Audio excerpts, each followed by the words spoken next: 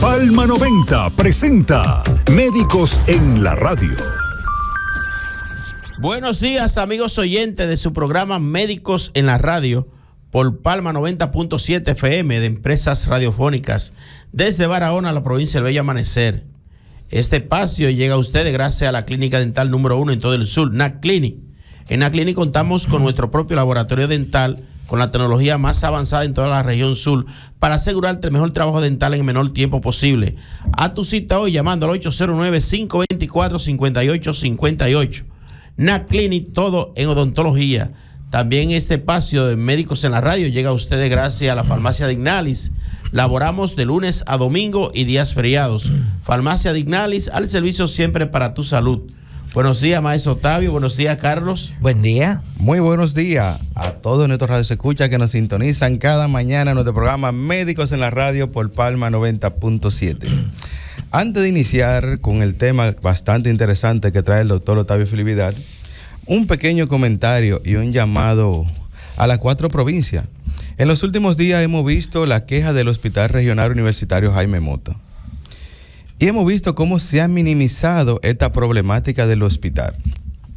Así que le hacemos un llamado desde Médicos en la Radio a las hermanas provincias como son Pedernales, Neiva e Independencia, que tienen que recordar los funcionarios que pertenecen a esas 3 provincias y 4 con la de Barahona, que el único hospital que tienen disponible para las 4 provincias es el Hospital Jaime Mota. Por ende, esos 4 gobernadores, esos 4 senadores, que entre ellos tenemos 2 que son médicos, y ese grupo de bloque de diputados que tienen las 4 provincias, deben unir fuerzas. 3 son médicos, Carlos, te equivocaste.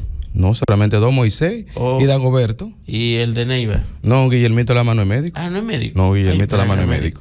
Entonces, ese bloque de diputados deben unir fuerza entre todos. Porque el problema de Jaime Mota no es simplemente el fallo en los aire acondicionados.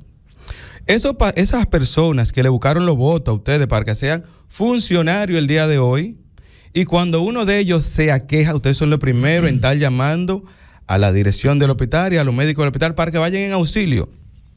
El Hospital Jaime Mota necesita un tomógrafo, porque he visto que solamente se han concentrado en el daño del aire acondicionado, que es un problema viejo. Pero el hospital necesita mejorar los equipos de imágenes. Por eso deben de unirse las 4 gobernadoras, los 4 senadores y los bloques de diputados, unir fuerzas, porque es el único hospital que ustedes tienen disponible para la mejoría de los pacientes de la región Enriquillo. Y da pena que usted envíe un paciente con un evento vasculocerebral de Pedernales y no tengamos para hacer una tomografía, y que ese paciente no tenga un centavo. Y no tengamos cómo hacer una tomografía a ese que anda a pie, a ese que salió a buscarle los votos para que usted esté sentado en esa silla muy cómodo. Pero lo penoso es que tenemos 2 senadores que son médicos y ninguno de los 2 se ha pronunciado acerca del Hospital Jaime Mota, ni ha venido en auxilio del hospital tampoco. Y tenemos uno aquí en Barahona que tampoco le ha dado la cara al hospital. Entonces, tenemos que mejorar las condiciones del hospital. Es el único que tenemos. Y tu paciente de Jaime Mota es a Santo Domingo. Y de Pedernales, el primer lugar que llegan es a Jaime Mota. De Jimaní, el primer lugar que llegan es al Hospital Jaime Mota. Y de Neiva, que fue un hospital que lo adoptó el director del Servicio Nacional de Salud, que es un hospital que no tiene capacidad resolutiva, y todos los pacientes de Neiva terminan en el Hospital Jaime Mota. ¿Y por qué no pueden unir fuerzas a las 4 gobernadoras? ¿Por qué no pueden unir fuerza los 4 senadores? ¿Por qué no pueden unir fuerza los bloques de diputados? Y yo apuesto que el presidente, el director del Servicio Nacional de Salud, a que lo escucha, a que lo va a escuchar y le van a donar el tomógrafo, los equipos que necesita Jaime Mota. Pero eso si ustedes tienen la voluntad política y social. Igual en otro tenor, vimos que el Servicio Nacional de Salud publicó los hospitales oncológicos que va a construir. Y salió por toda la parte y Barahona no salió. ¿Por qué Barahona no salió en la construcción del hospital oncológico? Porque el hospital que se está construyendo en el cruce de Cabral, que todo el que viene de Santo Domingo, todo el que va hacia Santo Domingo, ve esa enorme estructura que lleva 4 niveles muy rápido. Es una extensión del Hospital Oncológico Dr. Heriberto Peter. Yo inmediatamente salió el comunicado, yo llamé al senador Moisés Ayala y me dijo textualmente que ese hospital se está construyendo 100% con fondos del gobierno. Sí, es cierto. Pero nosotros tenemos por historia que los hospitales que construye el gobierno semi-privado, al fin y al cabo terminan privados. Y le voy a hacer un ejemplo sencillo. Plaza de la Salud. Lo construyó Joaquín Balaguer. Dile a un pobre que vaya sin seguro a la plaza. No le dan servicio. Y así el gobierno invirtió un gran dinero en el Hospital Jón de Santiago. Dile a una gente que vaya sin seguro. Entonces, aunque el gobierno ponga el 100% de los fondos... Tu líder dio el dinero. Tu líder dio el dinero en Santiago. Sí. Entonces, no importa cuando el gobierno invierte el dinero 100% en una estructura y se la da a la persona privada, al fin y al cabo el que anda a pie no tiene derecho a los servicios. Así que vamos con el tema el día de hoy con el doctor Octavio Félix Vidal. Pero le pedimos a los senadores y a las gobernadoras que tenemos en la provincia van a tener derecho que vayan en auxilio del hospital. El régimen subsidiado y la mayoría de los que no pueden. Hay que recordarle que hay una gran población dominicana que no tiene el seguro subsidiado. Aquí en esta región, en la región Enriquillo, yo creo que menos del 2% no lo tiene. Menos del 2%. Y no lo tiene. ¿Tú sabes por qué? Porque muchos de ellos no tienen la cédula de identidad. Pero recuerda que el seguro, y lo hemos hablado en varias veces, ni el subsidiado ni el contributivo da cobertura 100%. Mínimo hay que buscar 2 pesitos. Cuando usted va a un hospital de eso, de autogestión, como se llaman hoy en día, usted termina pagando diferencia, igualito que si fuera una consulta privada. Y eso no hay que tapar el sol con un dedo. Pero vamos al tema de hoy con el doctor Octavio Vidal, que le robamos ahí unos minuticos para hacer una pequeña denuncia. Sí. La justificación en las relaciones, doctor. Esto es algo que la gente le gusta mucho justificar cuando hay un problema en las relaciones. Igual que los funcionarios de Teodoro también les gustan dar muchas justificaciones y muchas fotos. Así, muy buenos días, doctor. Sí, buenos días. Buenos días a nuestros oyentes. De verdad, hoy sí es un día que me gustaría que la gente pueda expresar sus opiniones sobre qué es la justicia relacional. La justicia en las relaciones. Dile a los números de teléfono para que nos llamen cuando el doctor empiece a desarrollar. Sí, que queremos una interacción activa. Exactamente. 809-524-4907. 524-4907 con el 809. Bueno, primero voy a conceptualizar un poquito para que entendamos el tema.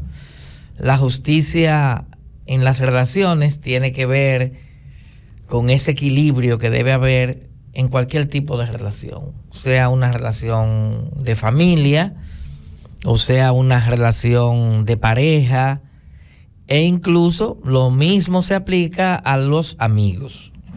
O sea, la justicia relacional se va a referir en cómo está el equilibrio entre lo que yo te doy a ti y en lo que yo recibo. O sea, yo te doy a ti, soy amable contigo, soy decente contigo, pero tú no me devuelves lo mismo. En lo económico, normalmente yo como amigo soy la persona que estoy disponible para tus necesidades, para prestarte, para regalarte si te falta algo, para ayudarte tal vez con el dinero de una consulta si te falta. Pero cuando soy yo el que necesito, aunque tú tengas, yo no veo la disponibilidad, no veo que lo que yo doy nunca lo recibo, y nunca lo recibo aunque tú tengas la posibilidad de dármelo.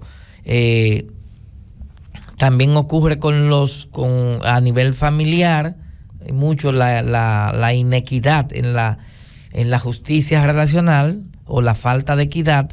Ocurre mucho a nivel de familia, como por ejemplo cuando en una familia de 5 o de 6 hermanos, todas las responsabilidades de la familia se le pueden cargar a un solo hermano.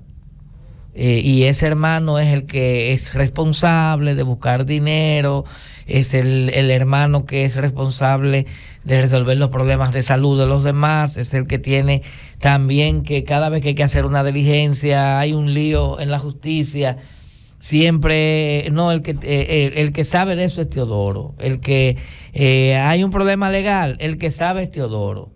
Hay un problema de salud, el que sabe es Teodoro porque es médico, pero también el legal te toca a ti, pero también cuando hay que conseguir un dinero, también le toca a Teodoro, porque él es el que mejor está en la familia, él es el que mejor, al que mejor le está yendo. Entonces llega un momento en que toda la familia se recuesta en esa persona, y esa persona llega un momento en que descuida su propia vida y su propia familia, porque Teodoro tiene su familia nuclear, tiene sus hijos, pero muchas veces la familia de origen sobrecarga a un miembro de la familia. También se puede dar en parejas que toda la responsabilidad cae en uno de los cónyuges. Maestro, disculpe que le interrumpa. Entonces, cuando a veces el que resuelve todo, ¿verdad? Llega el momento en que muchas veces su padre fallece, se fajó con él en su problema de salud y fallece. Luego, lo que menos aportaron son los primeros que van a reclamar herencia. Claro. Si dejaron algo los viejos. Y eso se da unos conflictos familiares muy serios. Sí, pero como quiera, aunque se haya fajado y se haya hecho cargo de la familia, y que eso es su responsabilidad, que no tiene que asumir al 100%, no quiere decir que los bienes, por ende, por ese sacrificio que él hizo, no le deben corresponder. Sabemos, Carlos, pero se deben dividir en partes iguales, la ley así lo justifica. Porque todos son hijos. Pero yo te digo que los que menos aportan son los primeros que reclaman. Incluso eso se ha visto. Esa misma persona, por ejemplo, la que más aporta en la familia, el que más se sacrifica. Y él es el menos interesado. Sí, y es la persona que tal vez, mientras sus padres vivían, aportó, digámoslo así, tenía unos ahorros, $500,000, $1 millón para arreglar la casa de los viejos. Y a la hora de hacer la repartición, ese millón se pierde. No, hay que decirlo. Porque la dinámica, a veces normalmente la dinámica de la familia es esa. Se dan conflictos familiares cuando el que lo está aportando lo está haciendo con su trasfondo personal. Exactamente, con la intención de apropiarse. Y ahí es que vienen los problemas y a veces hasta se matan hermanos con hermanos. Para que lo hagamos de la forma de la justicia, como habla el doctor Octavio, esos hijos que mejoran la condición de infraestructura de su padre, tienen que saber que eso es un patrimonio común y tienen que hacerlo en ese mismo orden de conciencia. Ahora, todos los hijos queremos ver a nuestro padre cómodo y que vivan dignamente, pero también tenemos que tener la conciencia que eso es un patrimonio familiar. Es un tema legal, porque legal. Yo reestructure la casa de mami, va a ser mía, no. Yo tengo que construirla desprendido, sabiendo que aunque yo la reestructure, eso también va a ser de mis hermanos. Entonces, en ese contexto se van a evitar los conflictos familiares y vamos a tener una mejor justicia entre hermanos. Entonces, hay casos que aquí se dan con cierta frecuencia en nuestra cultura, que a veces los familiares le pueden decir al hijo que se casó, mira, esta casa es de un nivel, construye arriba, en el segundo nivel. Pero él está construyendo en un bien que es familiar, independientemente de que los padres lo hayan autorizado. O también el mismo problema está cuando se construye en el patio, en un área de la casa familiar, y después que los padres desaparecen, aquí viene una tensión familiar y un conflicto muy grave, porque realmente ese bien pasa a ser un bien familiar y aquí se va a manifestar lo que cada quien va a percibir como injusticia, porque tenemos que aclarar algo. Este marco de la justicia relacional es un marco muy interesante en la terapia familiar y ayuda mucho. Muchas veces uno ayuda a muchos pacientes con los conceptos de este marco, porque hay personas que no entienden en qué trampa están metidos, y a veces la gente se acostumbra a servir demasiado y a no reclamar. O sea, yo doy, pero no reclamo. Debe haber un equilibrio entre lo que yo doy y entre lo que recibo. Pero también se da otro tema a nivel de la justicia que tiene que ver con la parte de la percepción, que ya no cae dentro del marco por ejemplo, el marco de Nagy, que es el autor que habla de la justicia relacional, sino que esto tiene que ver ya con otros enfoques que tienen que ver con la percepción.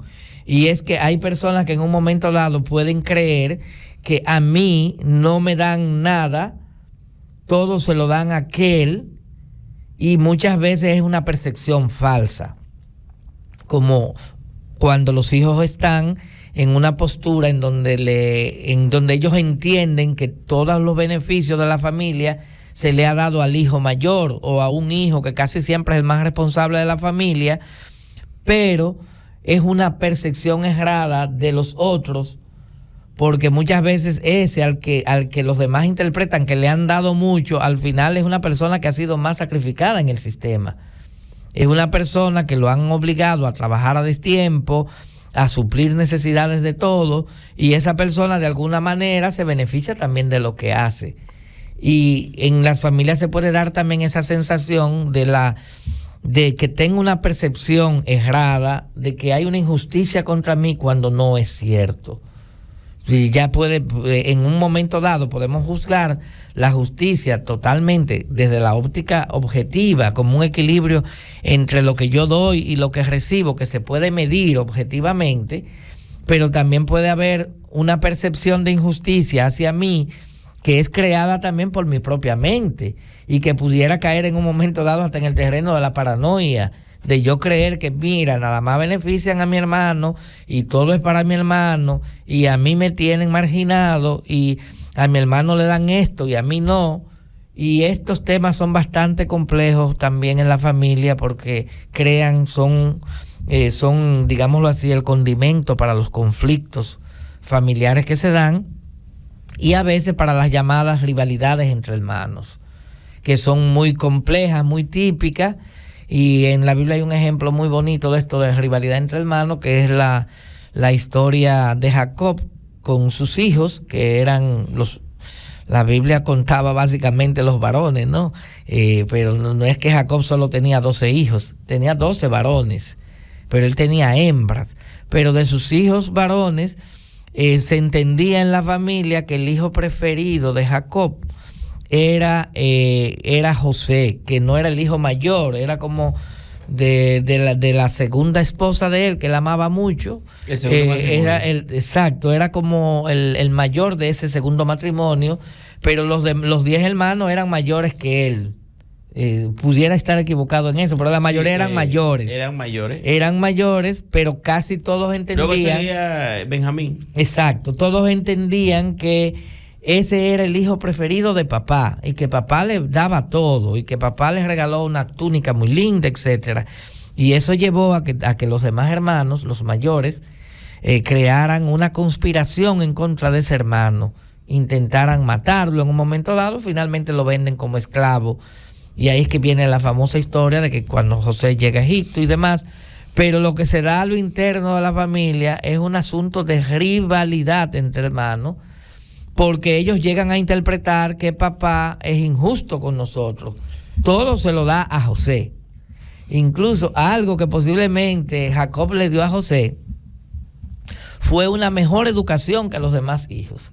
Aunque es especulación, pero lo que hace este joven cuando llega a Egipto demuestra que él tenía una buena educación, especialmente en los números, en las matemáticas y en la capacidad de gerencial. Era aparentemente muy buen gerente y todo eso se ve que tuvo que ver con alguna influencia directa del padre, de un papá que lo educaba mejor, que estaba ahí educándolo. Y esto es un poco complicado y en mi experiencia como papá y en mi experiencia como terapeuta familiar, algunas de estas teorías a veces uno hay aspectos que uno los empieza a cuestionar porque no Las teorías son para cuestionarlas, para debatirlas, son metáforas para trabajar, son instrumentos para uno trabajar. Pero, ¿qué ocurre a veces con el famoso hijo favorito que uno dice que tiene como papá? Doctor, y eso es cierto. Usted tiene 3 varones. Es cierto, pero oiga, ¿qué es lo que ocurre? Doctor, y sabe que también... Yo he tratado como papá de ser muy equilibrado, pero mire qué ocurre. Jalo un chin por lado. Hay un hijo pero el hijo también jala para ti, ¿entiendes? Es el hijo que nunca te dice que no. Es el hijo que siempre está dispuesto a resolver tu problema. Es el hijo que nunca te falta el respeto. Es el hijo que siempre está contigo ahí. Obediente. Entonces, es el obediente. Entonces, hay una, porque esto es teoría del sistema y es relacional. Es que la vida es como un espejo. Tú das lo que recibes. Si tú tienes un hijo que siempre es el que te trata con afabilidad, con agrado, un papá que tiene, yo no tengo la experiencia de tener hijas, esos papás que tienen chicas, que supuestamente eso es lo más hermoso que hay, que una niña cuando ama a su papá. O sea, un papá que tiene una hija, que esa hija le trata a ese papá como un rey, ¿cómo el papá la va a tratar a ella? Pero si ese mismo papá tiene otra hija y esa otra hija no lo trata como un rey, sino que es una hija que lo cuestiona, es la hija que lo reta, es la hija rebelde, es la hija que sale a la calle, no pide permiso, que se relaciona con muchachos de la calle, etcétera, va a haber una relación de tirantez entre ambos. Entonces las dinámicas se van a dar en un ambiente también interaccional, sistémico, y es complejo. Por eso a veces las reglas no aplican para todos los casos, sino que cada caso lo tenemos que ver como un caso particular, individual. Y sí, estas metáforas nos ayudan. A mí esta metáfora me ayuda a ser justo y a tratar a mis hijos con el mayor equilibrio que pueda. Pero yo no puedo luchar con la percepción de uno en un momento dado que crea que yo no le estoy tratando igual que al otro, porque eso también se da, que es una falsa percepción de que a aquel lo tratan, papá solo busca aquel, o papá beneficia a este, o beneficia más al otro. Y es un tema bastante complejo y vuelvo y les reitero a nuestros amigos oyentes que compartan sus experiencias, interactuar, porque es un tema muy interesante. Que si se quiere un hijo más que otro, doctor. Entonces, pueden llamar al 809-524-4907. Doctor, como usted mencionaba ahorita la historia de José, hay una metáfora bien bonita que se aplica, porque dicen que todos los hermanos se pelearon por la túnica de José y al fin y al cabo se dieron cuenta que la túnica no era de su talla. Y como usted mencionaba, su papá lo preparó bien. Pero en la vertiente de que los padres quieren un hijo más que otro, es verdad que hay hijos que se van en el marco del respeto y de la disciplina. Pero hay padres que quieren a esos hijos que son malcriados, que les gusta la calle, y esos son su debilidad. Ese hijo que tiene condiciones de adicciones, ya sea a juego, a andariego, y esa es su debilidad. Y históricamente los padres, hay un hijo que quieren más que otro, que no lo abrimos así el pecho diciendo que esa es mi devoción. Mi papá decía que a veces se quería el que más se enferma, el que más malito siempre está, porque el que tiene más deficiencia, en ese es que se le trata como un chin más de cariño. Es la teoría del sistema. O sea, es que si en un sistema hay uno que no está funcionando bien, hay uno que no es la ovejita, ¿verdad? La ovejita negra. O la ovejita negra, o también la ovejita débil, la ovejita que no puede caminar, que para caminar hay que ponerle, hay que entablillar de la patica, ¿verdad? A ese hay que darle más condición, hay que darle más atención, hay que acomodarlo. Entonces, lo que hace el sistema siempre es que busca cómo defender a ese que tiene una debilidad frente a los demás, porque los demás son independientes, porque los demás echan para adelante. Entonces, muchas veces el sistema familiar, no solo mamá y papá, el sistema familiar completo tiende a girar alrededor de ese que no logra la autonomía en la familia. O sea, tenemos ese muchacho que a los 18 años, a los 20 años, a los 24, no quiso estudiar. No quiso trabajar, yo recuerdo, tuve la oportunidad de ahora que estamos hablando de Friusa y demás y todo esto por el este. Así que hace como 6 o 7 años yo tuve la oportunidad de trabajar en un taller con muchas parejas, ¿no? Fue todo en un resort. y nos pasamos ahí como 2 semanas. Trabajábamos en talleres, un trabajo bien hermoso. Y ese trabajo a mí me llamó mucho la atención porque trabajábamos muchos temas de terapia familiar y también de terapia de pareja con ellos. Pero lo interesante era las experiencias que nos contaban los padres que habían ahí entre actividad y actividad. O sea, siempre iban a consultar a uno y a presentarle casos muy particulares de ellos. Y un caso que presentaron muchos de ellos, que yo siento que tal vez se debe a que la mayoría de esos padres tenían muy buena condición económica, porque el este está mucho mejor que el sur. Eran padres que tenían buenos recursos económicos, entonces tenían hijos que habían logrado estudiar, que se habían hecho profesionales, pero como eran hijos de padres ricos, esos muchachos después de terminar la carrera se quedaban en la casa sin hacer nada, se pasaban el día ahí, tenían una casa lujosa con todas las comodidades, con aire acondicionado, con todas las comodidades de una casa moderna, y los padres siguen trabajando y ellos entendían que no tenían por qué tengo que ir a trabajar como abogado, o por qué tengo que ir a trabajar como contable si en mi casa está todo. Entonces esa es otra modalidad de hijo que aún estudiando y haciéndose profesional sigue siendo dependiente de la familia. Entonces, la mejor manera de criar es cuando nuestros hijos salen de la familia y son independientes. Ellos son autónomos.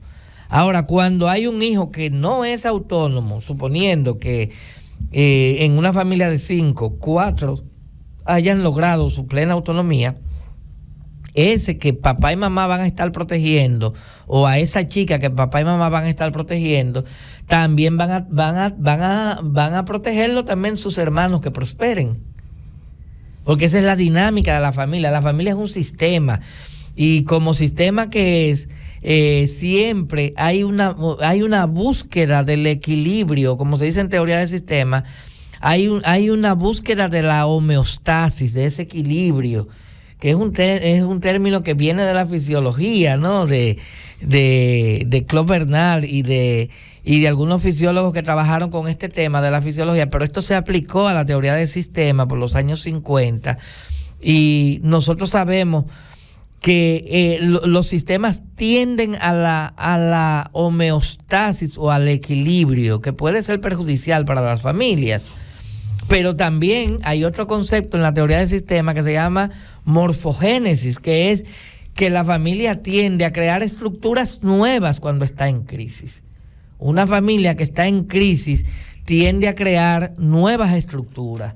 Y una persona que está en una crisis determinada tiene que sacar de abajo para poder echar hacia adelante. Como, por ejemplo, nuestro país, que en la inminencia, por ejemplo, de la crisis de la industria azucarera o de la industria del café, que por ejemplo mi padre era cafetalero, de la industria del café, fundamentalmente estos dos renglones, ¿no? Azúcar, café, el país empezó desde la época de Balaguer a hacer una transición a otros renglones, al turismo, a las zonas francas, y otros gobiernos han ido estimulando la industria, que empezó desde Balaguer también, pero que lo fueron trabajando los gobiernos siguientes.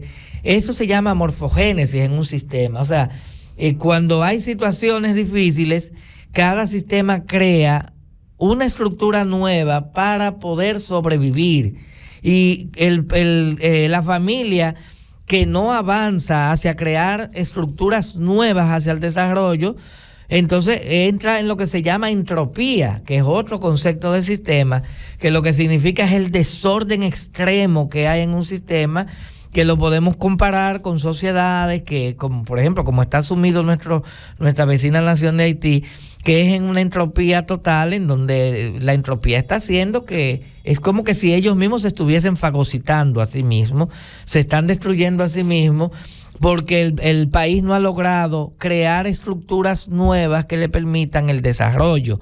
Aquí nosotros hemos logrado, como República Dominicana, como país, algunas estructuras políticas que le permiten a los partidos políticos ponerse de acuerdo, aunque sean partidos que tienen intereses diferentes, Y estos partidos han creado leyes, han creado, por ejemplo, el mismo sistema de salud que sabemos que tiene muchas deficiencias. Colapsado. Pero aún así funciona. A pesar de todas las deficiencias que puede tener, el sistema funciona y el sistema de salud en términos generales le está permitiendo a los dominicanos aún muy pobres tener a veces acceso a una medicina de alto nivel que puede ser comparable a la que hay en países desarrollados. O sea, a pesar de todo, el país ha venido creando estructuras nuevas que le permiten echar hacia adelante. Eso tiene que pasar también en las familias. O el sistema provoca estructuras nuevas, morfogénesis, que es para avanzar hacia adelante, o el sistema cae en la entropía, que es el desorden total. Y entonces el sistema, la familia o el país, lo que va es en retroceso y va hacia atrás. No, y eso se ha visto. Hay que mejorar mucho en esa parte, en la estructura familiar. Lo que pasa es que nosotros tenemos una cultura aprendida generacional de cómo andar en el rol de la familia. Y esperemos que en un momento demos ese cambio de generaciones y rompamos esa cultura vieja que llevamos en la parte tradicional. Y tenemos ahí que viene, por ejemplo, en programas anteriores, ¿no? Que tenemos mucho que no los hacemos, cuando le sugerimos que hay que tratar de disciplinar a los hijos con una nueva mentalidad, porque ya no podemos criar a los hijos como nos criaron a nosotros, que era a base de golpe, a base de miedo, a base de terror. Entonces, tenemos que tratar de tener hijos que sean responsables en la familia, pero que los criemos sin tener que maltratarlos. Porque nos comentaba Emma hace poco, cuando subíamos al programa, de un caso que por lo menos no he tenido tiempo de verlo en las noticias, de un familicidio donde un hombre mata a la mujer, también mata a la suegra y mata a un hijo y hiere a otra persona. Entonces, si nosotros queremos que ese mal desaparezca de nuestra cultura, eso tiene que empezar en la familia, criar sin violencia. Los hijos tienen que ver a papá y a mamá sin que no se golpeen, que no se maltraten.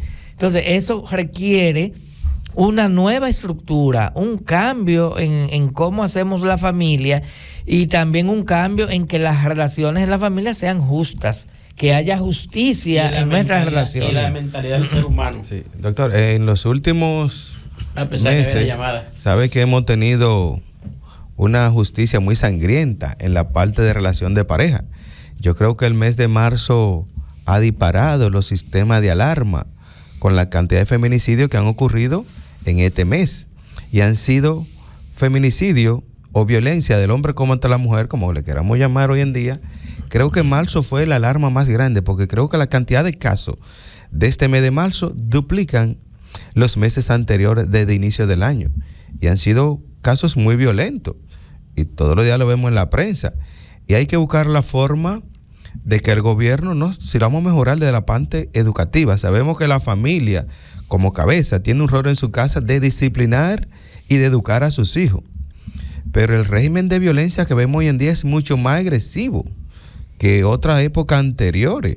Ya vemos que ya ni se respeta la vida del niño, ni se respeta la vida de la suegra, y vemos que un esposo mató a su mamá, mató a la esposa y agredió a uno de sus hijos. O sea, hemos visto que los niveles de violencia son más agresivos, la gente es menos tolerante hoy en día, son más explosivos, y hay que ver dónde fue que dimos ese brinco generacional de aumentar los niveles más de agresividad. Somos menos tolerantes, escuchamos menos, y vemos que los consejos ya casi nadie le presta atención ni nadie los solicita, y por cualquier quítame esta paja la gente se anda matando y arremete con la persona que le quedan al lado, sin mirar el grado de consecuencia que eso va a traer a futuro. ¿Y dónde fue que dimos ese brinco? ¿Fue antes de la pandemia? ¿Después de la pandemia? Pero no hemos visto que los organismos llamados a corregir este fallo, me dicen que trabajan, pero yo no lo veo, porque veo que todos los días aparecen los mismos casos. Y no es metiendo a la gente presa. Hay que ver qué forma, o si tenemos que aumentar la cantidad de publicidad educativa, visual o auditiva, porque ya la gente hoy en día no lee. La gente más escucha. porque paran el día entero en el teléfono y el teléfono todo te lo transmite en forma de audio y de video. Ya no vemos a nadie con un periódico en la mano. Ya la disminución de jóvenes andando con un libro leyéndolo, eso ha disminuido. Y tenemos que entender que ya la forma de transmitir el mensaje hay que cambiarlo para que el mensaje le llegue a esta nueva generación y a la vieja que se ha adaptado a una generación que no le pertenece. Y vemos que todo el mundo se ha dedicado más a la parte audiovisual, por, como dicen una canción, por el aparatico. Miren, cuando Emma nos hablaba ahorita de ese caso tan lamentable, le comentábamos que hay algo que ya tenemos en el país, que es un guión cultural. O sea, el hombre, cuando se ve que la mujer ya le va a abandonar, o que la mujer no quiere seguir con él, o que ya la mujer tiene a otra pareja, una gran cantidad de hombres de nuestro país se descontrolan de una manera tal que pueden matar a la mujer. Ese es un guión cultural. El hombre solo mata a la mujer, entonces ese hombre termina en la cárcel. El otro guión cultural que tenemos es el hombre que mata a la mujer y después él se mata. Ese es un guión. Ese es otro guión. Él se suicida. Ahora se está usando de matar a la suegra y hasta cualquier familiar que esté cercano. Ese sería un tercer guión que ya sería, se le llama familicidio, como le llama mi hermano abogado Carlos.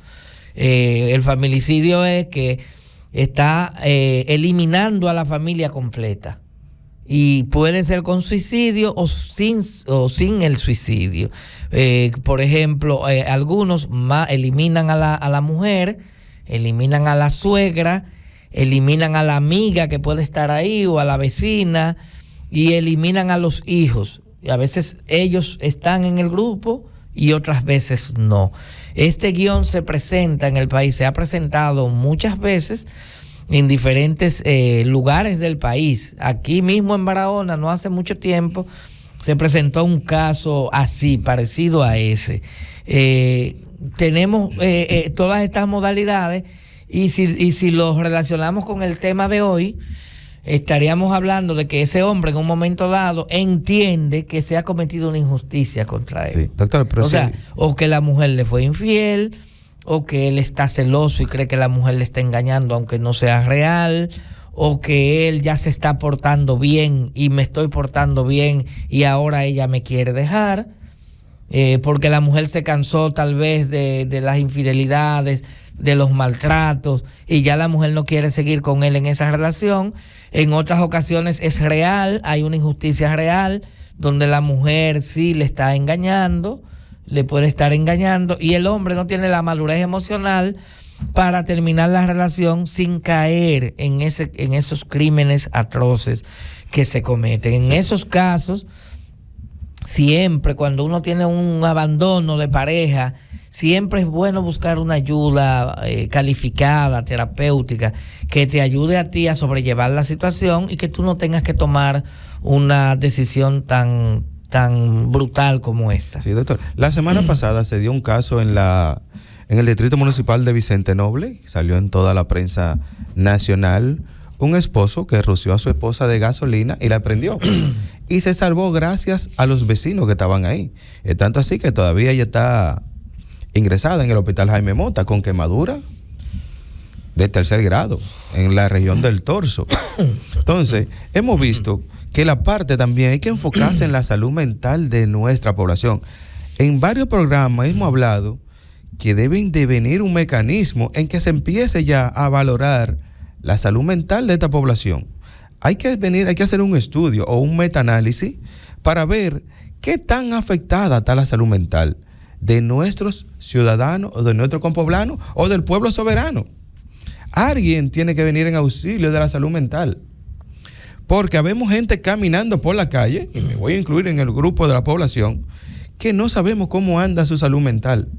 Y por eso es que hemos visto que casos tan atroces lo vemos a diario. Pero ¿quién va a venir en auxilio?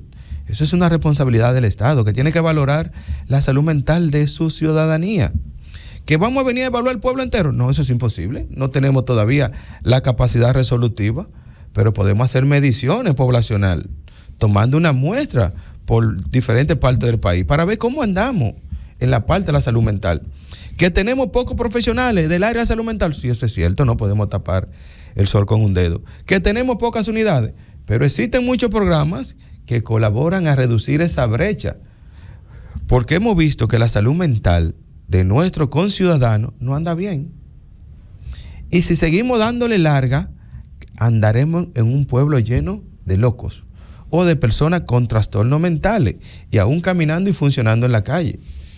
Claro. Maestro, en cuanto a la justicia en la relación de pareja, no hemos tocado ese punto ahí todavía. Bueno, más o menos lo hemos tocado ahí. En esta parte que estamos hablando, así indirectamente lo estamos tocando, que es, por ejemplo, cómo reacciona el hombre cuando la mujer lo deja. O el amante, cuando ya ese amante no quiere seguir contigo. No, hombre, o cuando descubres... usted mencionó algo, eso está en la capacidad mental de aceptar. Cuando una persona a usted no lo quiere o no quiere estar con usted tranquilo. Más para adelante vive gente y mejores vecinos. Eso lo ves tú porque tienes un grado de educación. Y tu grado de discernimiento que tú tienes. Claro. Pero no la otra persona llevan tu mismo grado de madurez que tú tienes. No. Oye, es que el hombre debe prepararse de que cuando usted empieza una relación con alguien, puede ser una relación hasta comercial, de amistad, de familia, porque entre las familias también se dan situaciones de cariño y afecto. Bueno, siempre me decía, un abuelo mío me decía, mijo, quiere como te quieran, ama como te amen, y recibe lo que tú das, tiende a recibirlo, y si no te lo dan, pues no le siga dando lo tuyo. Y que a veces te hacen creer que te quieren. Sí, pero es un amor fantasma, metafórico ahí en el fondo. Está bien. Y tú te enamoras. A veces te puede eso pasa, que te hacen sentir que tú eres importante y no lo eres. Que tú eres el... Llega el momento en que te sacan las uñas y la garra y te dice, no, tú no eres lo que tú no eres lo para que mí, yo esperaba, lo que tú pensaste que yo era contigo. El dolor es más grande. Entonces, ahí. sí, es un dolor y siempre vivimos el duelo, ¿verdad, maestro? Estar preparado para qué? Para el duelo, la resignación y la aceptación y la resiliencia luego. Teodoro, mira. Eso es así, Carlos. Sí, pero en nuestra cultura, a nosotros... Yo estoy hablando por experiencia propia. Yo sé que tú estás hablando por experiencia propia. Yo me preparé pero a estar solo. Está bien, pero tú tienes que entender que a nosotros... Entonces, ¿ya usted no quiere estar conmigo? Bien, que le vaya bonito. Sí, pero recuerda que nuestra cultura generacional, que el doctor está esperando que demos ese brinco, nos enseñaron a que no recibir un no, a no recibir decepciones. Eso culturalmente nos lo han enseñado. No nos han preparado para separarnos. Y eso no me lo enseñó nadie, sino que tú lo vas viendo en el transcurso. Pero también nos enseñaron, está bien que no nos enseñaron a separarnos, pero también no nos enseñaron a estar juntos. Sí. Y estamos juntos. Se pasa que a veces hay cosas así que nosotros no queremos asimilar. Así como nos juntamos, en algún momento tenemos que separarnos. O nos separa la vida o nos separa la muerte. ¿Tú quieres ver una gente triste que vaya detrás de algo y que le digan que no? Automáticamente hasta el rostro le cambia en un segundo. Sí, estamos de acuerdo. pero en esos segundos o en esos minutos tu mente cambia. Tú no sabes lo que tu mente está procesando en ese momento. Tu mente de procesar ¿el qué? La resignación. Es que tú llevas un grado de madurez que no se adquiere de la noche a la mañana. Eso se cultiva y se prepara. Si tú te pones a pensar de cuando tuviste tu primera novia, tu segunda novia, los cambios que tú fuiste adquiriendo de madurez, de desprendimiento, tú lo vas aprendiendo en el tiempo. Eso se va trabajando. Ahora, otra persona no lleva ese mismo grado de madurez de aprender a romper relaciones. Ni siquiera de relaciones ni de amistad. Hay gente que se deprime porque dejen de ser amigos. ¿Tú me entiendes? Y entonces, ese desprendimiento hay que aprenderlo, eso se cultiva. A la población que hoy en día que hagan ese salto y fácilmente vamos a encontrar gente suicidándose por montones. Mira, para uno entender un fenómeno, uno tiene que tratar de comprender cómo piensa el que vive ese proceso. La gente que termina haciendo este tipo de cosas son personas que son muy apegados en las relaciones, no tienen esa capacidad de controlar sus emociones, Son personas que se dejan dominar de la ira, del enojo. También que Carlos hablaba de un aspecto del que siempre se habla de esto, de cómo anda la salud mental y por el aumento de los feminicidios. No necesariamente porque un hombre cometa un feminicidio, eso quiere decir que previamente tenía un trastorno de la salud mental.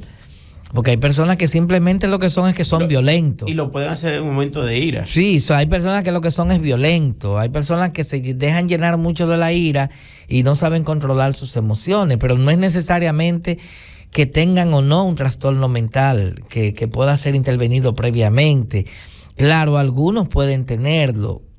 Pero hay que ponerle atención a estos casos, a otros elementos de la salud mental, como por ejemplo las adicciones, el alcoholismo, que hay que ver, pues lamentablemente los estudios nuestros aquí no son muy frecuentes y no se hacen con un objetivo estratégico.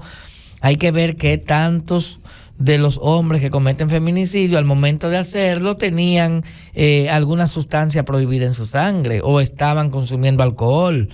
Ese dato estoy seguro que uno se lo hace a cualquier técnico de los que trabajan para el Estado y ninguno te lo puede decir, porque eso debiese hacérsele una prueba a todo el que comete el acto, ¿no? De que mata a su mujer, mata a la familia, para ver si al momento de hacerlo había tomado alcohol o estaba consumiendo alguna droga.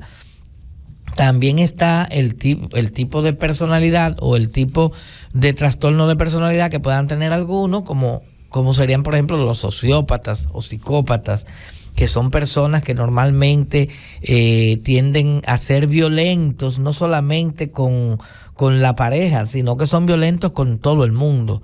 Hay personas que son violentos y que no tienen empatía, que no les afecta cómo tú te sientas o no, le hacen un daño al otro y ellos no lo sienten. Ese es un tipo también de perfil de maltratador o de feminicida que puede haber. Y también hay personas que pudieran perfectamente ser simplemente muy descontrolados emocionalmente. Y hay otro que se llama el tipo pitbull, que se dice que ese solo mata al que ama, que es el tipo que cuando mata a la mujer, todo el mundo en el barrio, lo vemos mucho en las noticias, pero ese hombre era muy tranquilo. Ese tipo era, una persona muy agradable. Él siempre me saludaba, el vecino. Ese es un tipo pitbull. O sea, hay muchas variables que hay que tener en cuenta en esa temática ya de la violencia, que cuando el hombre termina convirtiéndose en un feminicida, o como en el caso del que hablamos hoy, el tipo también mata a la suegra. Imagínense el nivel de ira acumulada que tiene ese individuo.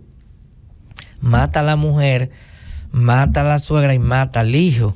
O los que a veces matan a los hijos, o secuestran a los hijos para que la mujer vuelva con ellos. Todos esos guiones culturales se dan aquí en nuestro país y es muy lamentable, porque siento que cada vez que una mujer elige a un hombre, hay un factor de riesgo enorme para su futuro. O sea, ella puede haberse metido en amores o se puede haber casado con la persona que le va a matar. Y estamos hablando de aquí en el país de un promedio de unos 70, 80 casos al año. En años anteriores que fueron más floridos, a veces llegábamos a los 100 y algo, pero entre 60 y 80 casos por año. Estamos hablando que esa cifra compite en mortalidad con muchísimas enfermedades. Entonces es un problema también de salud pública en República Dominicana. Sí, esa es parte de la salud, doctor, hay que trabajarla. Y es verdad que en nuestro país nos falta mucho. Muchos decimos que tenemos un bajo presupuesto en salud. Pero gracias a Dios, con ese poco presupuesto hemos avanzado pequeños pasos. Pero también hemos retrocedido pasos gigantes. Entonces, y como mencionábamos anteriormente, tenemos que ver cómo andamos. Y vemos que la justicia en las relaciones de pareja no andan bien. Yo mencionaba la semana pasada que la cantidad de divorcios han aumentado más que la cantidad de matrimonios. Porque hoy en día la juventud y la población que viene subiendo ya no le gustan esas bodas como se hacían antes, sino que conviven automáticamente en unión libre. ni siquiera van a la oficialía a formalizar la relación, sino que se van a convivir entre parejas, como que si tuvieran amores. Y no dan ese grado de responsabilidad. De compromiso. Y eso hemos visto que se ha vuelto como algo muy común. Y a nadie eso le llama la atención. Y eso no está bien. Si usted decidió convivir con una pareja, formalícelo. Y así el Estado vamos a tener estadísticas de cuántos matrimonios tenemos. No de cuántas bodas se han hecho, sino de cuántos matrimonios. Pero en unión libre... En nuestros padres, abuelos para atrás, no se casaban. Sí. Y las relaciones, la mayoría, no se casaban. Y las relaciones de pareja eran más estables y más duraderas que las de ahora. Te voy a hacer un reencuentro. Anteriormente, cada jovencita... Antes había un concubinato. La cantidad de 15 años que se celebraban, eso era una época que esperaban, cada jovencita esperaba. Y los padres, esos chelitos lo ahorraban para preparar esos 15 años de su hija. Los padres lograban guardar un menudo para ver a su hija casarse o llevarla ante el altar, como decían anteriormente. Ya hoy en día la hija se casa y los papás ni cuenta se dieron que su hija ya convive con otra pareja. Entonces, hemos dado un cambio de generación que hay que aceptarlo. Cultural. En ese tiempo se valoraba mucho la virginidad. Hoy en día no, eso no vale un chele. Son cambios culturales que se van dando, que uno pudiera creer que no tienen efecto, pero sí los tienen. Hay un filósofo, se llama Chesterton, que en cuanto a la virginidad, no solo la virginidad, cualquier norma social que exista, cuando esa norma desaparece, eso crea determinados problemas. La virginidad hace mucho que desapareció sí. esa norma. No, pero se mantiene, por eso no hay culturalidad, que eso hay... Decía esos Chesterton, son valores que se han perdido. Él tenía una metáfora muy bonita, que le llaman la valla o la cerca de Chesterton. Él dice, bueno, tú vas a un lugar y tú ves que hay una cerca y tú ves la cerca medio abandonada y tú puedes decir, ¿y esa cerca para qué estaba ahí? Esa cerca ya no sirve, déjame yo quitarla. Eso pasa con las normas morales y sociales de las culturas y de las sociedades, que de repente las nuevas generaciones ven una norma, como por ejemplo nuestros padres, que eran muy dados a cumplir con su palabra, que si daban su palabra la cumplían. ¿En qué momento esa cerca alguien la vio y la quitó? Porque ya la gente no respeta mucho su palabra. No, ya no. Y eso mismo tú lo llevas también a la relación de pareja. Cuando tú te vas a la injusticia en la relación de pareja, eso implica que hay o el hombre o la mujer están haciendo cosas que hieren el sentido de justicia del otro. O sea, tú me estás abusando, tú me estás explotando, tú me estás engañando, me estás desconsiderando, o tú no valoras lo que yo hago en la relación de pareja. Entonces, eso mismo, ahí había otra norma moral en la cultura, en la sociedad, que también ha sido quitada. Entonces, cuando tú vas quitando muchas de esas vallas de Chesterton, tú vas teniendo una sociedad que no respeta nada. Por eso tú ves que muchas de las normas morales que habían en la sociedad se van sustituyendo y lo que estamos teniendo es una nueva cultura. Eso no estoy diciendo con esto que la nueva generación sea necesariamente mala, pero algún precio la cultura paga cuando quita esas vallas que tenía, o sea, esa cerca que tenía moral.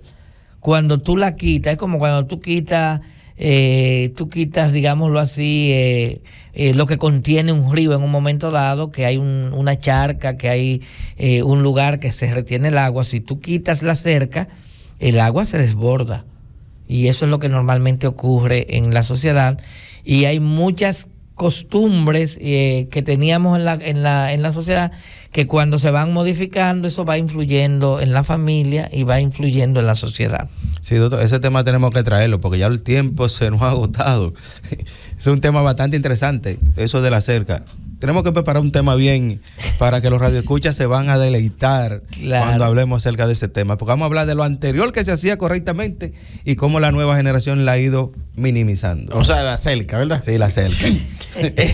Nada, recordarle a los amigos oyentes que este espacio llegó a ustedes gracias a la clínica dental número 1 en todo el sur, NAC Clinic.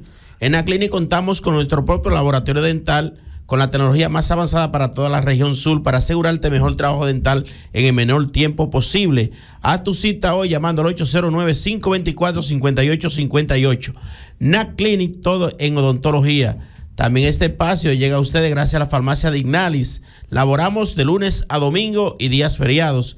Farmacia Dignalis, al servicio siempre para tu salud. Se despiden de su programa Médicos en la Radio el doctor Teodoro Pérez, el doctor Octavio Félix Vidal y el doctor Carlos Félix Terrero. Hasta la próxima.